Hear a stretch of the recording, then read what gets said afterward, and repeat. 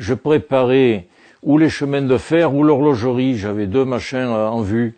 Le premier concours que j'ai passé, ça a été à Lyon, c'était l'horlogerie. C'était un concours de rattrapage, je ne le savais pas. Il en fallait 4 et on était 120. Je n'étais pas préparé, j'ai pas eu de chance, j'ai fini 3e, j'ai été pris. Je suis pas retourné à la maison, je suis resté à Lyon. Et voilà, la Martinière, 4 ans d'études, pensionnaire des années 45. Ça me plaisait, je suis sorti 4 ans après diplômé. Ça m'a plu toute la vie après. D'abord 1 année de technologie pour se familiariser avec la dureté des métaux, les alliages, avant de commencer vraiment à débuter dans la réparation, à tourner les pivots, à pitonner les spiraux. Et à la sortie de l'école d'horlogerie, il fallait fabriquer une montre entière de A à Z. Et je suis arrivé à la fabriquer dans un temps record, ce qui m'a permis de sortir premier. Et voilà, après ça suit son cours. 30 ans à Montélimar, dont 20 ans chez un patron. Puis la maison ici étant vide, Patrice est venu s'y installer. Et puis il m'a demandé de venir, je suis venu là pour l'aider. Puis voilà, j'ai pris ma retraite et je bricole toujours parce que je ne peux pas m'en passer. Mon tour et moi, là, tous les jours, on y est. Je suis horloger depuis une 30aine d'années par l'intermédiaire de mon père qui m'a donné cette passion de s'occuper des tic-tac dans tout genre, surtout dans l'horlogerie ancienne qui est la plus passionnante. Enfin, pour moi, c'est une chose qui vit.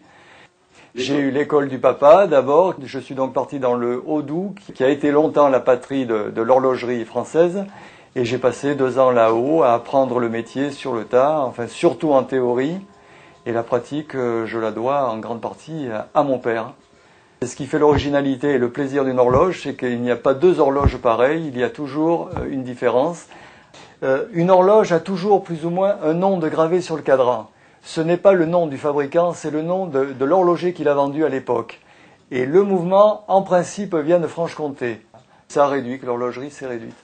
On a remplacé les cordes et les poids par des ressorts, ce qui a permis de diminuer les mouvements. Et en diminuant, on arrive jusqu'au réveil à ressort, qui est toujours le même principe, et qui a été de plus en plus petit, puisqu'il y avait des réveils de poche, des réveils de voyage. La montre a suivi la même évolution.